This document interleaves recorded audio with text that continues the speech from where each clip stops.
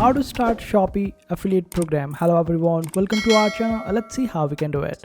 For this you will have to open up your browser and then simply search for Shopee affiliate program. Then open up the very first link that you will see in the search results. Simply open it up and this is where it will take you.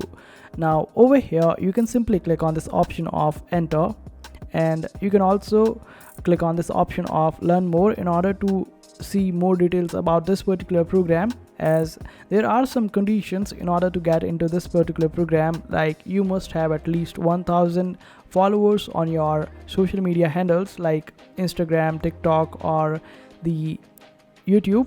So you must fulfill these details, and also you must be based in Philippines, and also you have uploaded at least one post in last 14 days.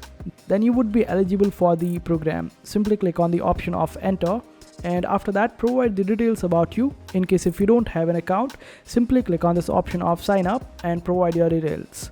And after providing all your details, you would be able to register for the affiliate program by Shopee. And this is how you do it. I hope this video was helpful. Make sure to hit that like button and also subscribe to our channel for more helpful videos.